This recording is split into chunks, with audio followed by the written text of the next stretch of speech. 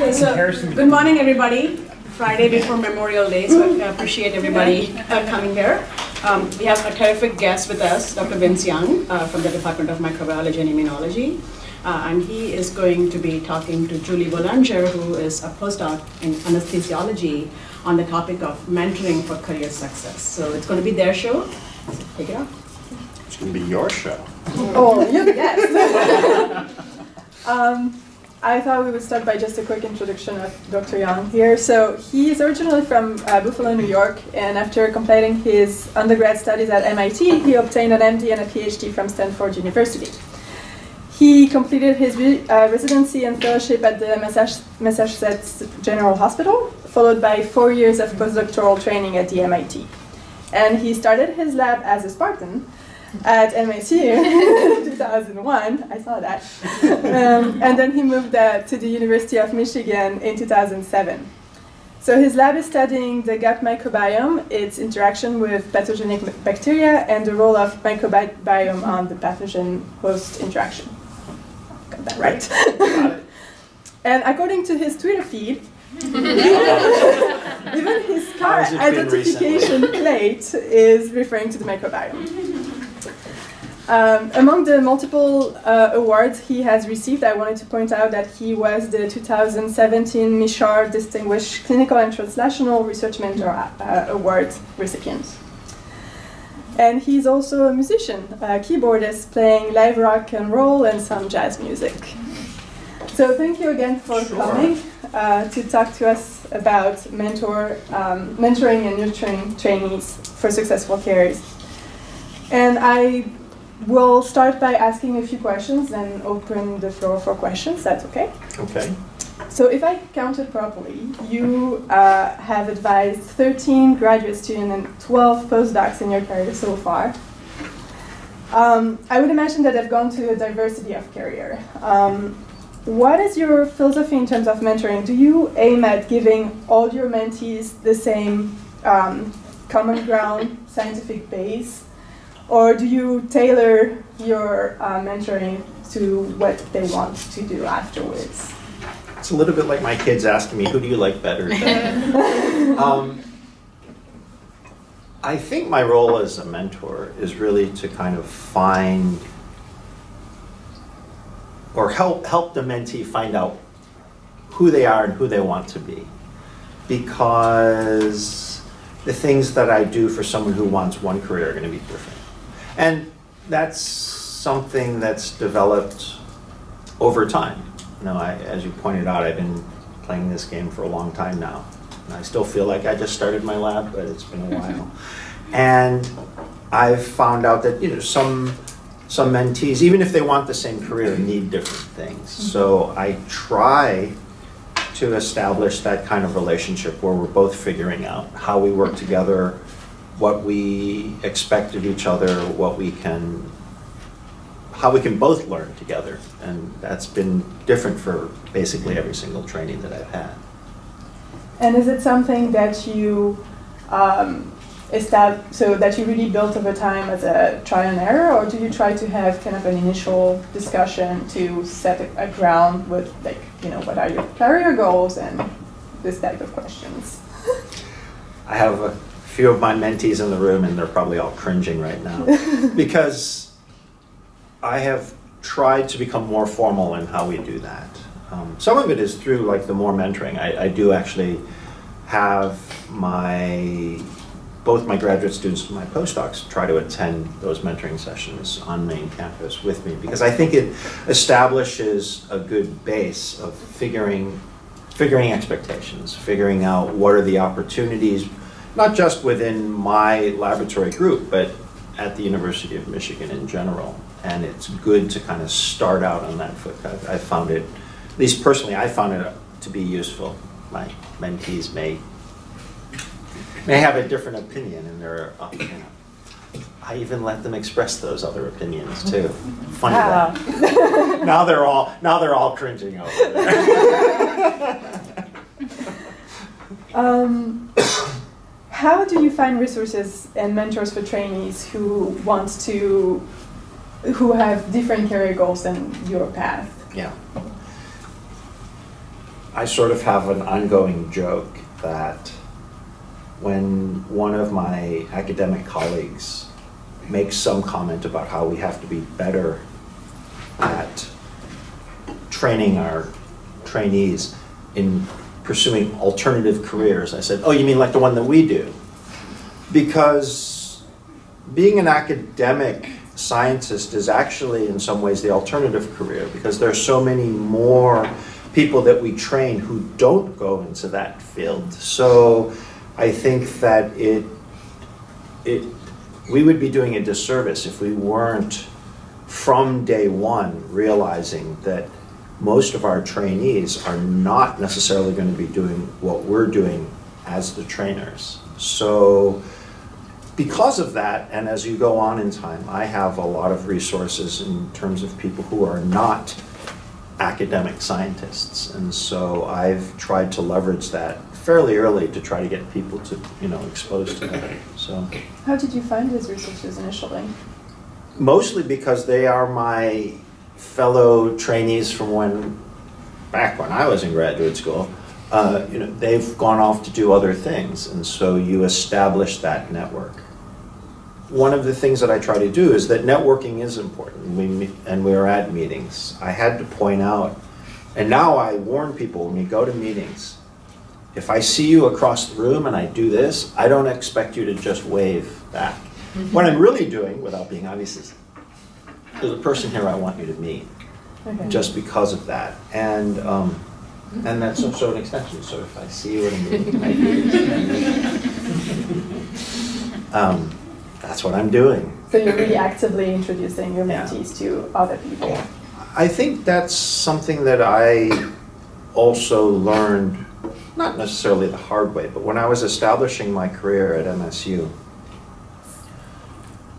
partially because I had trained at Research One, in particular tertiary medical center kind of places, and as a physician scientist, when I went to MSU, I kind of went off the grid a little bit, not as far as the research, because the basic research there is fabulous, but as far as and this is something that's important for me, the translational aspects, the healthcare aspects weren't, that wasn't quite the circle there. And so there were a number of people who said, man, you almost disappeared. And the network that you establish while you're trying to go both through your training and the early parts of your career is very important. Mm-hmm. And you would like to think that if you're doing good things, it'll get recognized no matter what. But if you have other people that are helping others realize the good work that you're doing, that's important as well. So, which is why I do this. Would anyone want to ask questions? I have a whole list, so I can continue, but maybe you can open the floor a little bit. And it can be anything. Yeah. So would you say that attending conferences is really important for trainees? And if so, if it's more than one a year, how do you approach, or how do you help to find funding for travel? Well, I think we're very fortunate here at the University of Michigan that there are funds for travel. The comments I got from 2 of my trainees was, boy, that was fast. Within less than half a day after submitting the request, there was money for travel to go, in one case, to an international meeting, in another case, to a national meeting. And I'm also fortunate that I also have funds that contribute to that, because that's only part of it. So I think going to meetings is really important. And going to more than one a year would be nice, but I think that working with your mentor to decide relatively early what you want to do will help you decide what kind of meetings to go to. I have sort of, for my graduate students, I sort of have a kind of a plan that seems to work out over the years. I've tried to send them to their first meeting as soon as I can get them to have something to present. Is one of these gigantic meetings, you and 10,000 of your closest friends. But the reason to do that is to show sort of the breadth of what's available in their area. And, you know, for me, for microbiology, I'll send them to ASM Microbe or to, you know, Infectious Diseases Week in some cases. But even before that, we try to plan and come up with a, you know, your dance card. This is where you're going to go, because it's hard to just show up and go, all right, there are 25 concurrent sessions. I have no idea which one to go to. So we plan that before we go. And the reason to go to that meeting, again, is to kind of show the breadth of what's available. And then after that, a meeting to go to should be something that's a smaller, maybe more specialized, especially as you're moving on and potentially looking for jobs or postdocs or something after graduate school. Meetings that have between 50 and maybe 300 people are useful for that, and they're in a close, you know, a closer, more narrowly focused area. And I think that's useful. But that doesn't work for everyone, because some people, they just want to stay broad the whole time because they really aren't sure where they want to go and they want to explore a number of things. And that's fine. Go to 2 huge meetings then, you know, 3 of those. Other questions? Or everyone's just thinking about hot dogs? What is a dance card? What is a dance card? Does anyone know the history of that? Well, I don't know the history, I know what a dance card is. Yeah, what is a dance card? So, it actually goes back it's even older than me. So it's like ladies at balls would have these cards attached to their sleeve or something like that, and when gentlemen suitors would come up and ask for a dance, they would write the name on the card, so it wasn't, you didn't like catch them at the wrong time or something. So if your dance card was full, it was like, yeah, too your bad. dance card's full, sorry. Far too popular to fit you in. Yeah. So. Yeah, that's exactly what it is. And then you could save that as a memento of all the gentlemen suitors that you Yes. I have a question. About dance cards? No. That was a great explanation. Yeah. That was the perfect explanation. Yeah, it's very informative. Yeah. Do you have a formal annual review with your trainees? Or is it something that's more informal and ongoing? Can you kind of speak to that process? Okay, we'll open this up to the whole room. Who has an IDP in place? My trainees are raising their hands. Yeah, so does everyone know what an IDP is? Has anyone ever been asked to develop? Of those who didn't raise your hands, have you been asked to develop one? Yes. Yeah? But haven't? I don't update it. So, Are they required now? If you're on like NIH or federal funding? there's a lot of things that are required. Do we do everything that's required of us? I do. Wow. You looking for a laugh? No, it is required, and it should be required. So that's what I do annually. But as I also say that the IDP isn't something that you check the box once a year. I mean, that's the requirement. You check the box once a year. It should be a living document that I try to, occasionally I'll pull it out. I don't actually, so now you guys will know sometimes that when I'm asking these questions, it's because I looked at your IDP, and it's only been a few months. And I'm like, hey, were we planning on, XYZ? Because if you only check in with where your milestones and your timeline is once a year, that's probably a little sparse. So I think it's good to do it formally once a year. Go back to, what is it? Through my IDP, the Science careers. Right, the science careers one is my IDP, but there's many others. I've pulled ones from other institutions too, because sometimes I find it useful to see multiple examples and hand them out to people. Find the one that kind of resonates with you that you can fill out and do. But again, that's something to do formally once a year, and it's something that you want to try to continue to do. And everyone has their different mentoring styles. I do travel a lot, as my lab will let you know, but when I'm in town, I do try to have weekly meetings with my graduate students, postdocs, and the junior faculty who are in my group.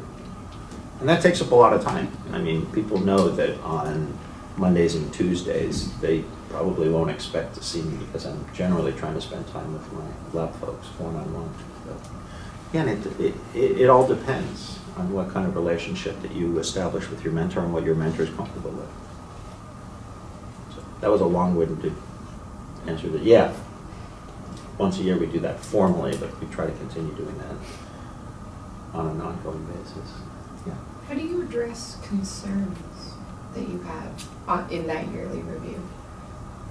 How do my concerns or your the concerns. 360 or my concerns? I guess like if you would like to motivate your trainee to be more productive or something along those lines. You know, that's why I don't do it at the time of the IDP. I use the IDP as sort of a way to look broadly. Okay. And at the same time, you know, if my concerns were only expressed once a year, that's also not doing a service to my mentees. So that's why I also try to have the weekly meetings where we kind of come up with things like, yeah, you know, we've been talking about this for a few weeks and we have to decide which path we're going to go. We can't just kind of perseverate on deciding and not making a decision. So that's how we try to do it, through contact and relatively frequent contact. I mean, I was fortunate to have that with my mentors. They did sort of have an open door policy, and we met, you know, relatively frequently. It wasn't like at the same time every week, but you know, we would kind of come down to about that.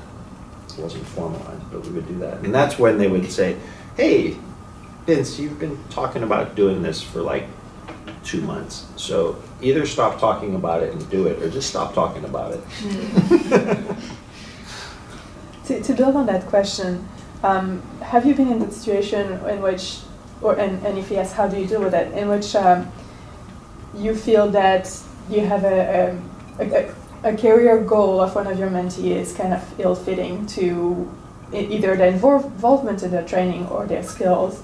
And how do you bring up that conversation? Because you don't want to crush their dreams, but you don't want them to pursue something that seems unattainable at this point in their life. Yeah. I think that's one of the critical roles of a mentor. I've had several trainees who have come in, and the joke we have is, you know, you really want to sit in the chair, because, you know, that's what I'm doing most of the time, sitting in a chair. But it's a nice chair because I'm sitting in it most of the time, so I made sure to get a nice chair. So you want to sit in the chair, huh? Do you know what's really involved with it? And I try to bring that up both one-on-one, but also at my group meetings. There are times that we'll have discussions where we talk about those things that we complain that, oh, we were never formally taught that. We don't know about grants. We don't know about the regulations. We don't know about finding funding. We don't know about how to find resources for trainees and things. And we try to bring that up. But as we're doing that, I try to explore with my mentees, okay, great, you have a goal. It's my job to help you find out as much as you can, and a lot of times I have to find out as well, what is really needed to attain that goal, and what is it really like when you get there? Mm-hmm. Especially if it's something not like sitting in the chair, not what I do. And then we'll oftentimes get to the point where it says, yeah, that's what I really want to do, and these are the skills that I have to attain it. These are the skills that I need to get to attain it. And then we actually have a path forward. Because it's not fair to kind of say, oh yeah, you can't do that. That's not fair, because many times I don't know if you can or can't do it. But let's try to explore together, where is it that you want to be and what will it take to get there? and what is the path that you'll go from here to get there. But there have been times where I have parted ways with a trainee because in some cases it's because, yeah, okay, yeah, I don't want that goal, I want this goal, and you're not the person who can help me get there. And in other cases, I want to go there and I say, well, this is what I can do to help you get there. And we came to a difference of opinion that, no, I don't have to do that to get there. I can do this. And there comes a time where ultimately I am responsible in terms of what I'm given from local and federal and other funding that, no, well, I can't do that for you. So if you want that, then you're going to have to go somewhere else. Mm-hmm. So usually it's been mutual. It's only been in maybe 1.5 cases where it wasn't necessarily the mentee's choice to leave, shall we say.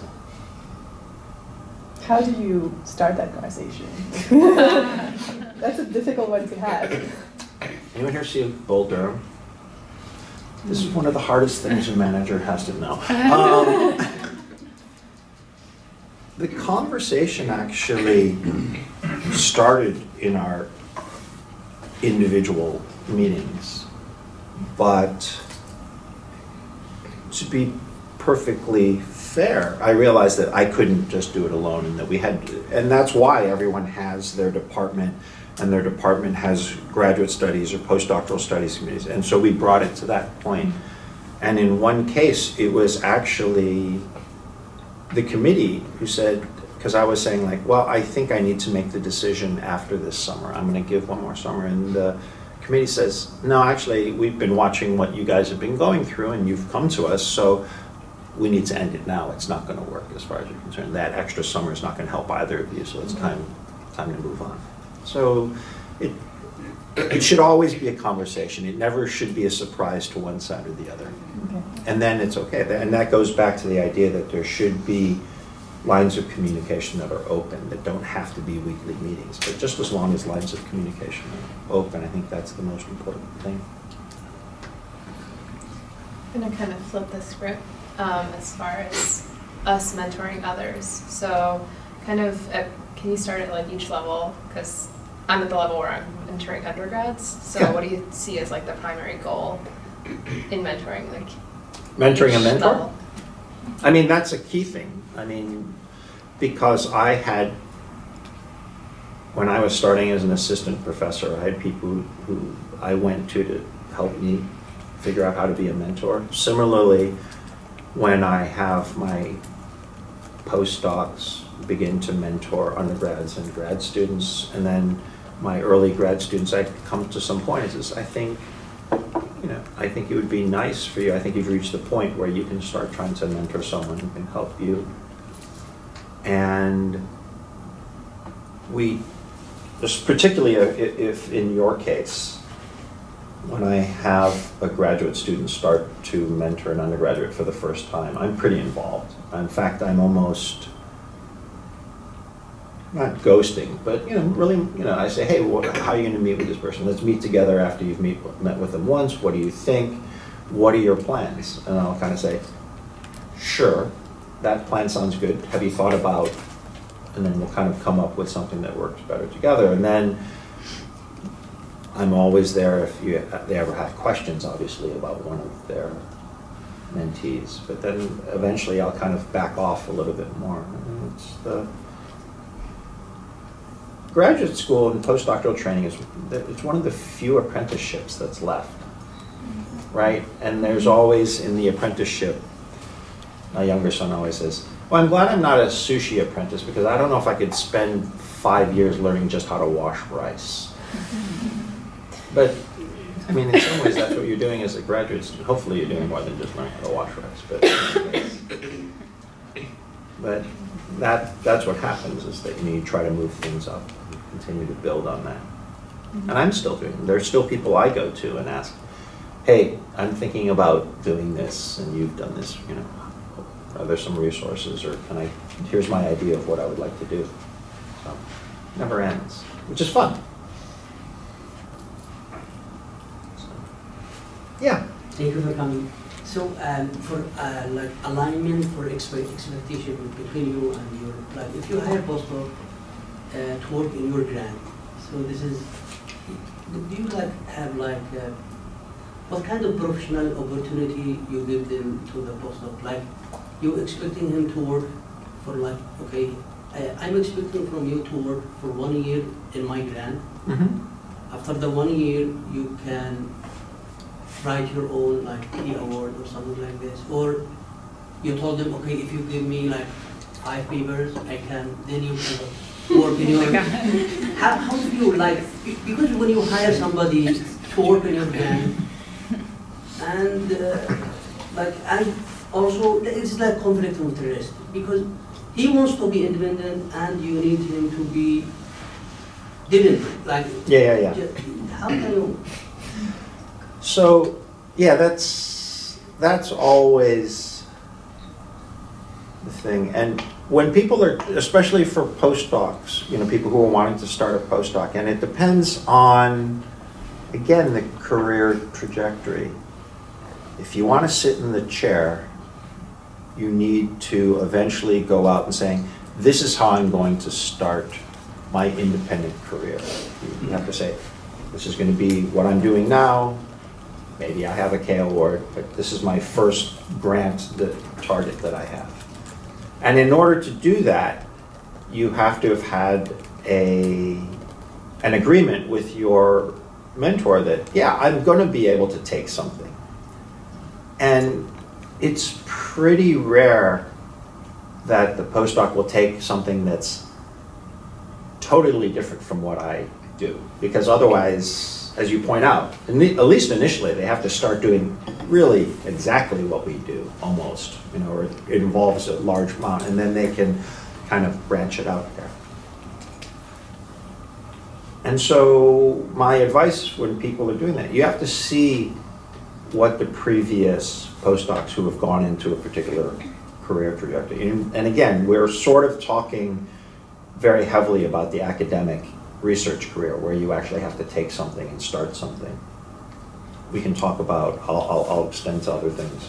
But yeah, initially, you have to have something that they're doing that's right smack in the middle of what I'm funded to do, and then try to branch out from there. And getting additional funding, and in some cases, I'm fortunate that I do actually have some less restricted funding that allows them to explore off into other areas. But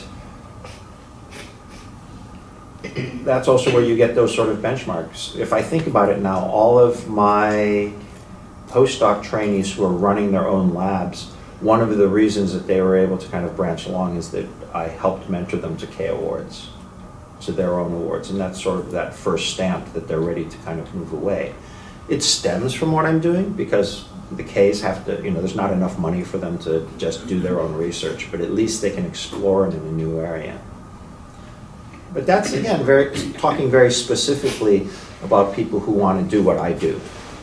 For other postdocs who are, and I've had some that right away say, I'm not interested in the academic career, but I do need to gather the skill set so that, for example, they have an eye on industry, either from the regulatory standpoint, some have gone onto, some of the, as the staff scientist point of view.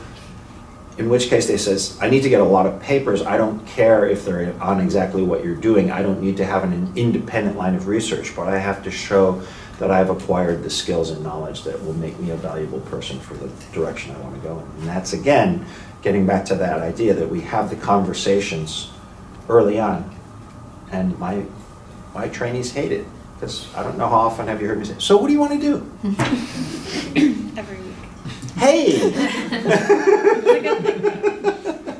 Just seems like every week. I'm not I guess it does seem like every week. It's probably not every week.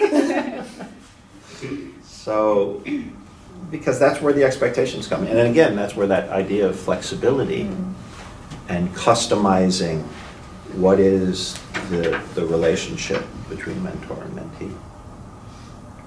Yeah, because as a postdoc, you cannot like write R1, so you have to be like researchers. Right. Although the other piece that is there is you can't write an R1 as a postdoc.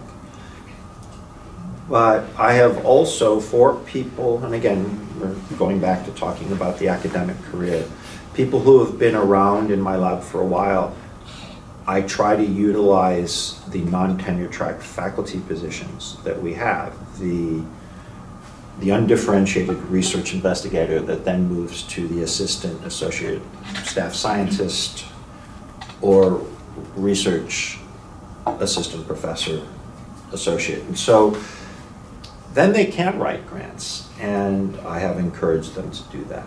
And I'm doing that with one, I'd like to say he's a former postdoc. He hasn't moved, he hasn't changed anything, but he's now a research assistant professor, and I'm helping him write his first R21.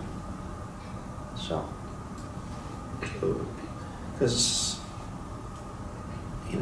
I'm not a big fan of having people stay forever in an undifferentiated state. If you can move as far as you can along, and some people don't want the tenure track kind of positions, and we're only now beginning to figure out, especially with this shift towards team science, how do we reward people who don't want to sit in the chair, who actually want to, what are these things? Oh, that's right, they're for this. You know, who want to use it for more than just typing on a keyboard and picking up the phone. Although everyone knows that I have a headset, so I don't actually have to use my hands, so I can still do this. But yeah. So if you're asking the trainees on a very frequent basis what they want to do when they grow up, are the answers changing, or is it that they don't know yet and you're going to keep asking until they define that? My mentees can feel free to leave the room so they don't hear the answer. No. In some cases, the I don't know goes for a long time. And that's okay, as long as we're working together to try to figure out that answer. And then, once that answer is answered once, it still can change. But it does change the direction of what we're trying to do. If someone says, yeah, I really want that tenure track position, then I start doing some things that are a little bit different with that person. I said, well, then we talked for a year about writing a K. Let's write that K. Or, yeah, you have these two, let's get these papers out because it's coming up to September, the ads are coming out. We've got to get you more papers on the CV to make you competitive for these jobs that are coming out. So in some cases the answers will eventually get there, but also in some cases the answers have changed. I had one trainee who says, yeah, for sure, I really, really want your job. I want to do what you do. I want to do what you do. And we started working that way.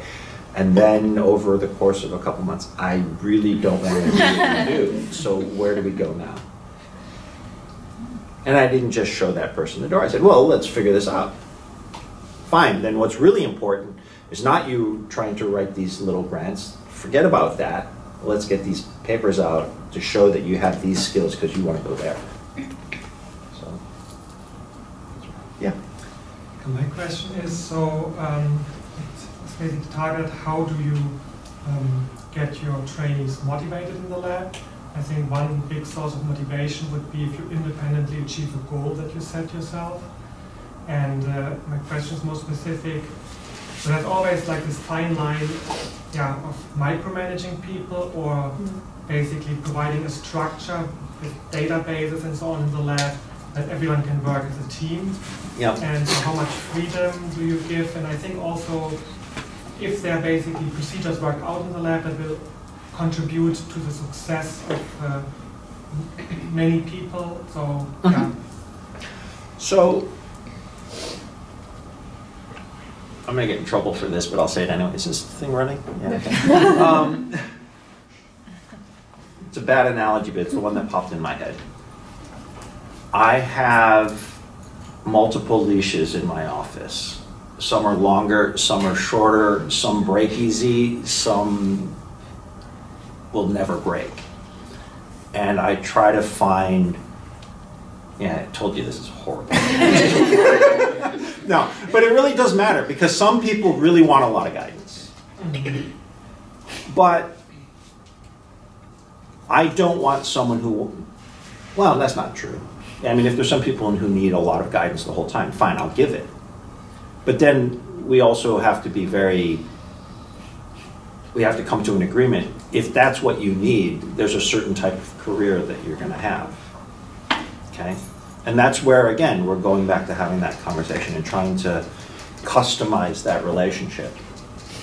If someone comes in saying that I know exactly the job I want, and say it's like I want to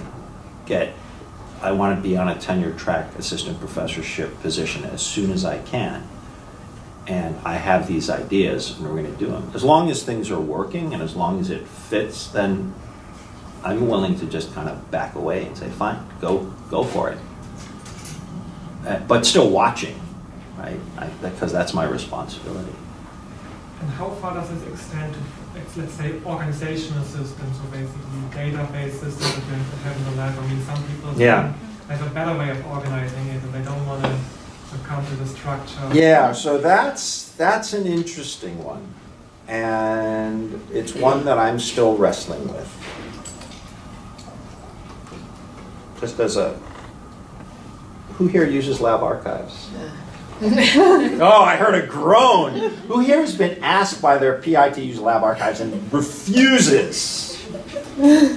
And when you have your lab and you go and ask someone to where their stuff is and who keeps their presentations unboxed so that the lab PI isn't hounding you and he says, oh, shoot, I have to give a talk. I'd love to present some of your data. Where are your slides? You've gone away for, okay. And, so that's something that I'm still wrestling with because my group has become fairly large. My projects are really team-based across multiple PIs on this campus for the most part, but in some cases elsewhere. And it sort of depends. If I'm training people to pursue that model of doing research, there has to be some bending towards the greater good. If someone wants to be the type of scientist who's going to have a small lab group and occasionally collaborate, but collaborating means please send me this and I'll tell you what my results are and then maybe we'll write part of the paper together, then each person can sort of have their own system. But it really depends on how much people are interdependent on access to resources across the way. And if you want to participate in that style, and I'm a big fan of team research, but I know that it involves subjugating a little bit of your personal desires and styles for the greater good. And I've worked with professors on this campus. We've gotten team science grants, and the next one was coming up. And we had the discussion, and my colleague said, yeah, this is great, Vince. We had a good time. I got some papers out. We had a good run. I don't want to do this again because I hate this. And I said, that's fine. And we still go out, and we go out to the session room and have beers and talk science and do other things. We just don't work together on those things because it didn't, So, and again, it comes down, if we can sum up this entire discussion, science is done by people, therefore people have to communicate if it's going to be done, in my mind. Yeah. That's the big thing. I had another question that's kind of hasn't been touched yet. Among the nurturing trainee aspect of mentoring, I hear also a little bit of mental health. I know a happy person is a productive person. I need mental health? And it's also someone who's more likely to have a successful career. And grad school, postdocs, and academia in general is kind of challenging. So how do you ensure that your mentees keep a healthy lifestyle, a healthy work-life balance, and how do you assess and address when it's going downward? Yeah. That is a critical point. And anyone who's on any of the scientific blogs or sees what's on Twitter, I won't see it on Facebook because I refuse, because Facebook is for my friends and family. So my Twitter life is my professional life. And so a lot of people see me on Twitter. Most people don't know how to find me on Facebook. So I kind of keep that divided. And so that's, for me personally, that right there is an example of, in some cases you have to compartmentalize, and in other ways you have to integrate. But I think that I try to keep things open, that if people have concerns about their personal well-being or their balance, I would like to think that they can come to me. But at the same time, I don't insist that they do. What I do insist is that they let me know if they need to have space for personal reasons, be it personal health reasons, personal mental health, personal social reasons, or other things like that. But it is something that's very important, and it's something that has also sparked some controversy and debate. I think that it's kind of a generational thing no matter what. If I read some of the faculty blogs, they complain about the trainees. I read the trainee blogs, they complain about the mentors, and it's the administrative blogs, they complain about everybody. I'm sorry, that's still on, right? So, yeah, that is something that's very difficult, but it's something that has to be taken care of, because everyone has had personal issues. Again, it goes back to the idea that science is done by people, not by robots. And so that's something that has to be taken account all the time. So not bringing up specific examples to try to, Yeah, no, of course. Oh, so now you want a specific example. Okay. How do you balance your role as a manager as well as a mentor? Why do you think they're different, I guess? So where do you see the conflict? That's what I want to see. That's what and then I'll address Well, it. there's the science side, and you can get to where you are by being a great scientist.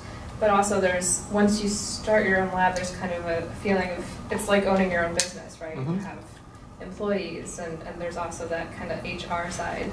Yep. So how do you balance like this new role once you Or how do you learn that new role in HR?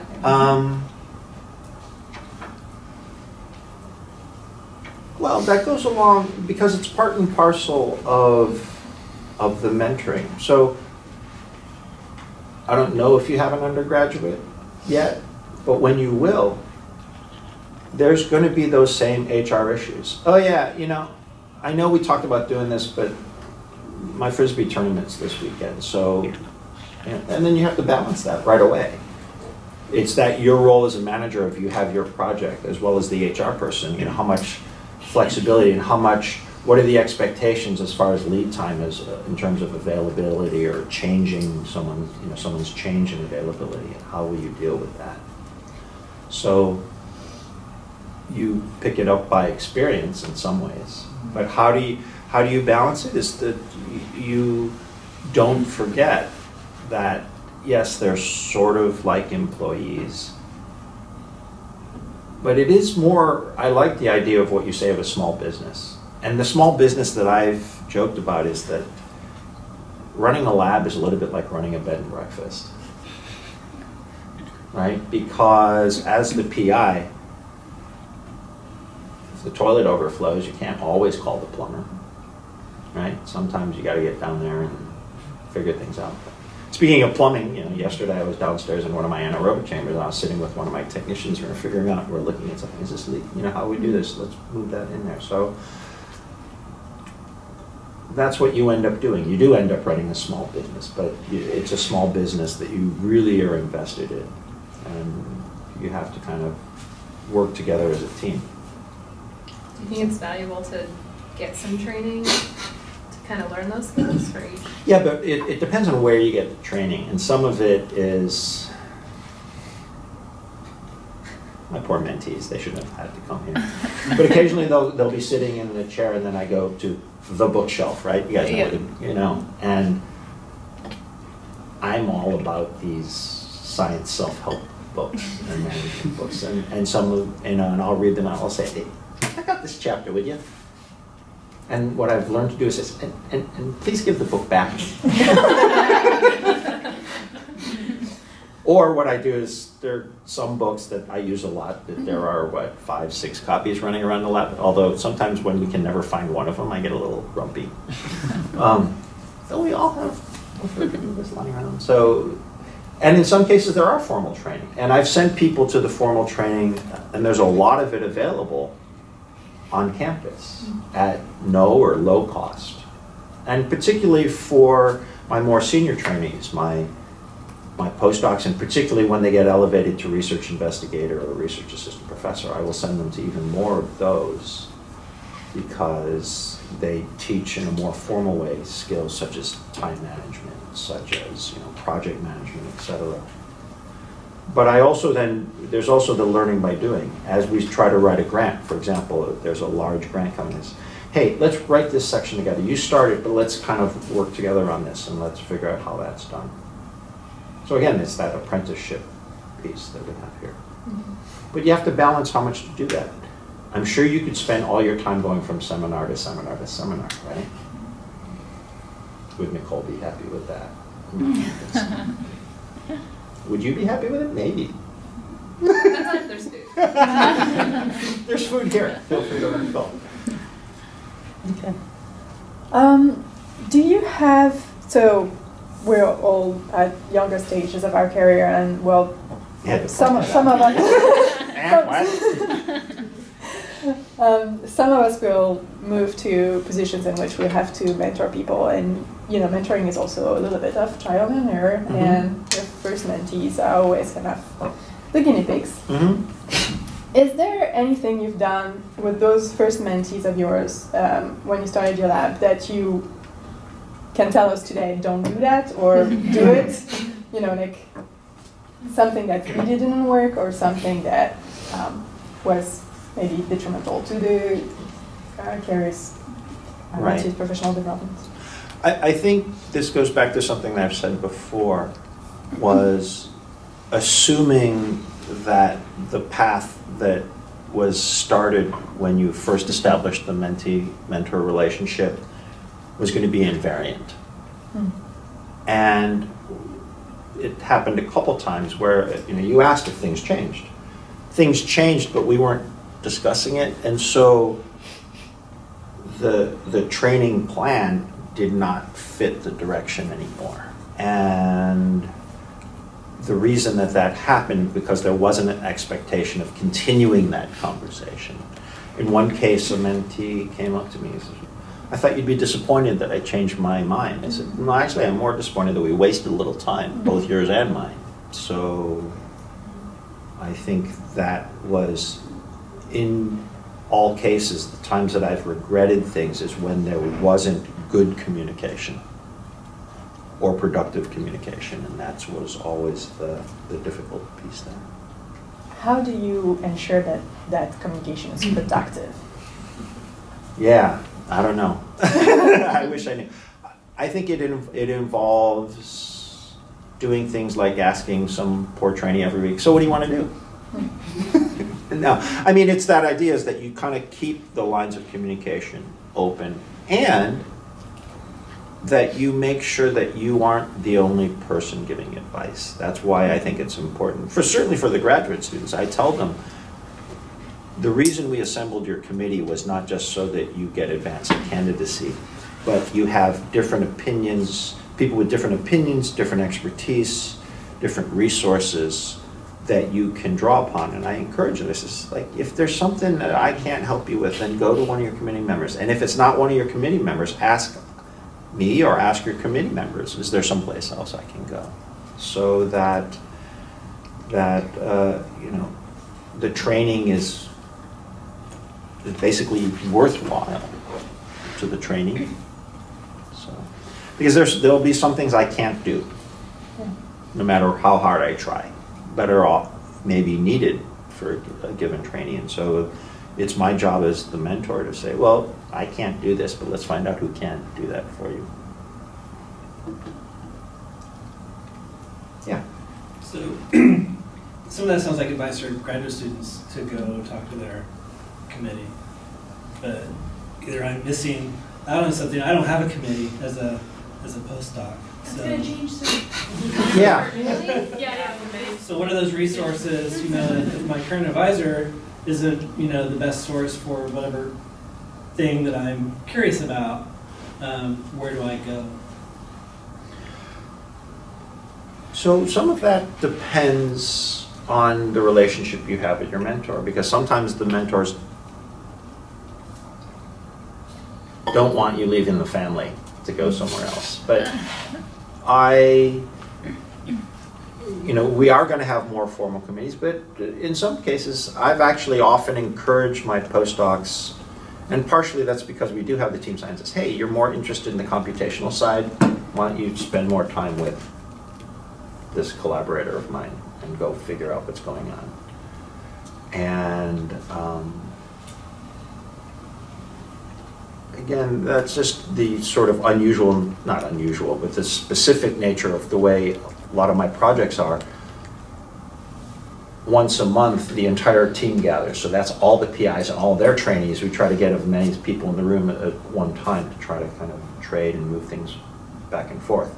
Now, if you happen to be in a group that's maybe a little more isolated, that what you have is once a week or every other week, there's the group meeting, which is just the PI and the people who are in that lab, and you feel like you need something else, you should be able to ask your PI, hey, can you let me know where to go? And if they have no idea, you have all your colleagues, right? You have other graduate students, you have the other postdocs, and I know that you guys get together. In fact, there's even groups of assistant professors who get together in different departments to kind of have that cohort of colleagues that are at your stage to kind of find best practices and find resources. And I think that we're fortunate to be on a very large campus with a lot of diverse expertise that you can do that. But again, it kind of stems down to the relationship you have with your mentor. If that's encouraged, and it should never be restricted, but if it is quasi-restricted, then you have to figure out how to deal with that as well. Yeah. Can you comment on mentoring staff, like lab technicians, who might not necessarily be in that formal training stage, but they still presumably have career goals? Right. That they're trying to do. So, meeting with staff, there is an annual review process there. I don't know if you're familiar with that, but there is also an annual review process with the staff. And I do that formally once a year, but as we come approaching that time, I also try to encourage them to say, hey, it's time for the annual reviews coming up in a couple months. Let's start thinking about things that are going on. And for me personally, I actually have a separate lab meeting, which is I have a lot of staff, and so I have just a staff meeting. And at that time, I bring up things that are relevant to the staff, and I also encourage them to, as they're interested in other careers potentially, either shifting within my group or moving on with another group. I think I've left things open enough that my staff have come to me to say that they would like to look for another position because they've kind of reached a certain point that they can't go further on with me. And I would like to hope that this talks about how good the relationship is, that in some cases when they've either failed to move on or decided not to move on, that didn't change our relationship and that we've continued working there. So it's no different. It's just that perhaps that the directions are slightly different, but the way you achieve that isn't different than what it is for the graduate students, postdocs, undergrads, those who want to go to med school or grad school or get a job, immediately after graduating or something like that. So it's all about talking, isn't it? And that's essential. I think when there's a breakdown in communication, no matter what, we see problems. And it doesn't matter if it's politics, medicine, science, family dynamics, personal relationships. That's what it comes down to. I'm the Dr. Phil of science. We've talked a little bit about what independence for a postdoc who wants to move toward a faculty position would look like. Can you talk a little bit about what it would look like at other levels of training or for postdocs that do not want faculty position? Yeah. How do you encourage this independence? So it depends on what the goals are. I've had postdocs who wanted to go into industry, in which case, if they've identified the specific branch of industry or things, we look very carefully. We look at, okay, what are the job requirements for this one? And they often are skills-based, so we make sure to get those. In other cases, people are interested in policy and have gone on to other training. Not here. I had someone who went on to get an MBA, worked in industry for a while, but the ultimate goal was to get an MBA. I says, well, then let's just get you a job that's in the right field that gives you enough exposure, and then talk to people in the business school, talk to the entrepreneur groups that we have on campus, and that's the way that's worked. So it involves just making sure that you have access to the skills that you need to pursue the different career path. So you mostly just point them to all the resources that are available? Yeah, because I have people that I know, but I don't actually have those resources myself, because I can't really train someone to do something that I'm not doing, but I can help them figure out, based on the experience of other trainees and some of my friends' trainees and some of my friends themselves as they've moved into different career paths, how did they get there, and have them talk with them as well and find out from them. I think it's about time to wrap this up. Any final burning questions that anyone has? No? So thank you so much for taking the time.